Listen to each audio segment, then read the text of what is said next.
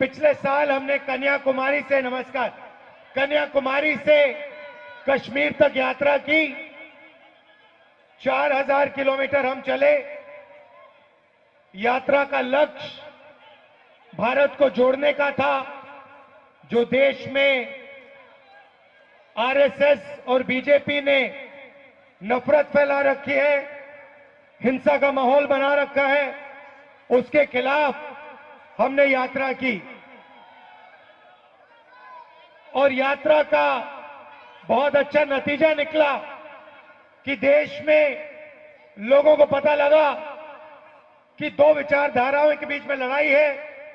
एक विचारधारा नफरत की, हिंसा की, और दूसरी विचारधारा मोहब्बत, आदर, प्रेम की। यात्रा में से नारा निकला, नफरत के बाजार में मोहब्बत की दुकान खोलनी है। बात समझ आई? बात समझ आई? नफरत के बाजार में मोहब्बत की दुकान खोलनी है। अब सवाल उठता है कि देश में नफरत, हिंसा क्यों फैल रही है?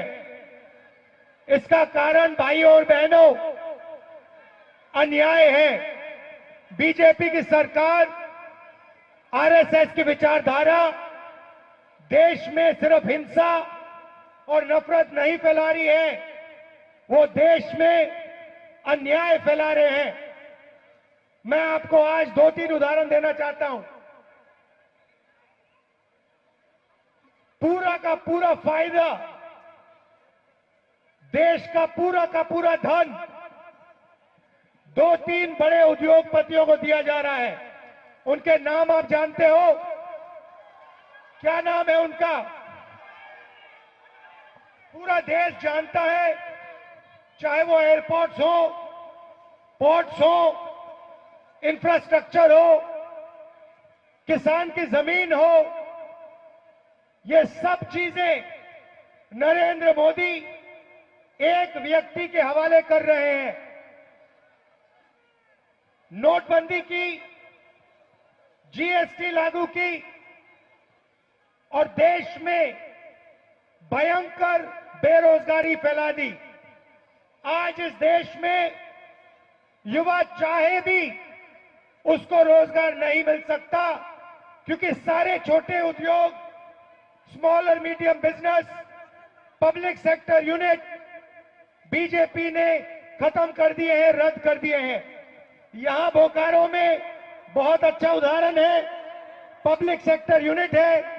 यहां पे जितना रोजगार लोकल लोगों को मिलना चाहिए वो नहीं मिलता, और कॉन्ट्रैक्ट लेबर देश में फैलाते जा रहे हैं। मैं यहां साफ कहना चाहता हूं, मैं इस कॉन्ट्रैक्ट लेबर के खिलाफ हूं। ये कॉन्ट्रैक्ट लेबर नहीं है, ये श्रमिकों के खिलाफ अन्याय हो रहा है।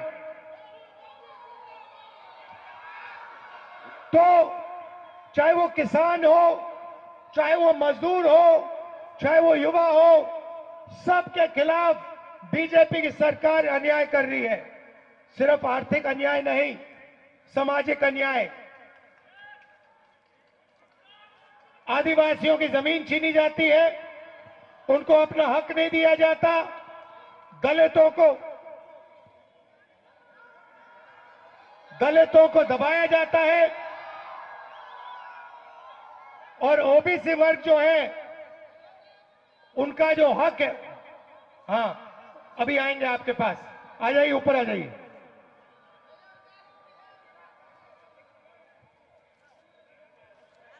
आ जाइए, आ जाइए। देखिए, मैं यात्रा में हम लोगों से बात करते हैं, 7-8 घंटे हम बात करते हैं। 15-20 मिनट हम अपनी बात रखते हैं।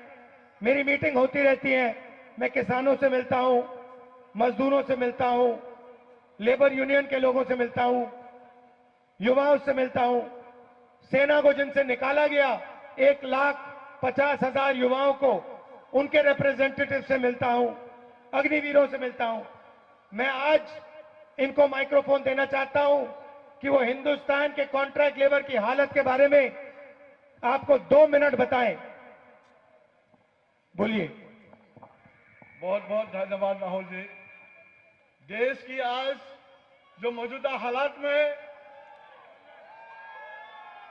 100% मजदूरों का में 98% ठेका मजदूर काम करते हैं, जिसका संख्या देश में 50 करोड़ से भी अधिक है, लेकिन उसका हालात सबसे बदतर से बदतर हो जा रहा है। जो कांग्रेस का टाइम में 1923 में जो कानून बना कॉम्पेंसेशन एक्ट, 1926 में जो ट्रेड यूनियन एक्ट, 1937 में जो पेमेंट ऑफ वेजेस एक्ट, देश का आजादी का पहला दिन 1947 में इंडस्ट्रियल डिस्प्यूट एक्ट बनाया, मिनिमम वेजेस एक्ट बनाया, बोनस एक्ट बनाया, समान काम का समान वेतन बनाया। लेकिन आज मोदी सरकार ने ये तमाम कानून को ध्वजिया उड़ा के नया कानून लाया, जो कॉर्पोरेट का पूंजीपतियों का हाथ में दे दिया, करोड़ों करोड़ों मजदूरों को असहाय बेबस उनको अन्याय में डाल दिया। आज राहुल जी झारखंड में आया, स्वागत है। जो करोड़ों करोड़ जो मजदूर है, ठेका मजदूर है, उनका जो अन्याय हो रहा है, उनको न्याय में लाने उनसे आग्रह है, उनसे इंश्योर करने के लिए उनसे बहुत बहुत धन्यवाद है। भैया आप मुझे एक बात बताओ, आप नहीं सुनिए सुनिए, आप मुझे एक बात बताओ, मुझे ये बात समझ नहीं आती है। देखिए, आप लेबर की आवाज हो, आपने मजदूरों के लिए काम किया, आपने मुझे बताया कि 30-40 साल आपने काम किया। आप मुझे बताइए, ये जो मीडिया वाले हैं, आपकी बात कभी क्यों नहीं रखते?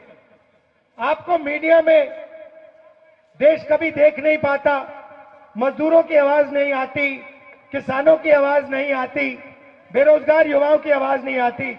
आप देश को बताइए कि मजदूरों की आवाज मीडिया पे, टेलीविजन पे क्यों नहीं आती? मजदूर देश का निर्माण क्या है? मजदूर देश को बनाया है, निर्माण क्या है? अब मजदूरों का, मेहनत का, जनता का जो आवाज है, उस आवाज को उठाने का जिम्मेवारी मीडिया का है। लेकिन मीडिया कॉर्पोरेट घराना का ही हिफाजत में, उनका ही कारण, उनके लिए ही प्रबंधन और सरकार लिए काम करते हैं। उसी ने गरीब मेहनत कश मजदूरों का आवाज को ना उठा के उनका साथ अन्याय किया जा रहा है। बिल्कुल, इसीलिए मैंने आपको यहां खड़ा किया है कि वो मजबूर, उनको चॉइस ना मिले, वो अब आपको दिखाना पड़ेगा। इसलिए मैंने आपको यहां खड़ा किया।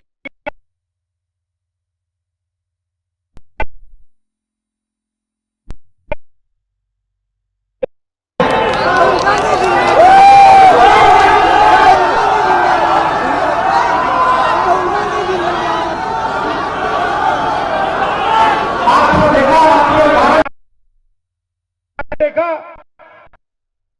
इसका समर्थन को लगेगी।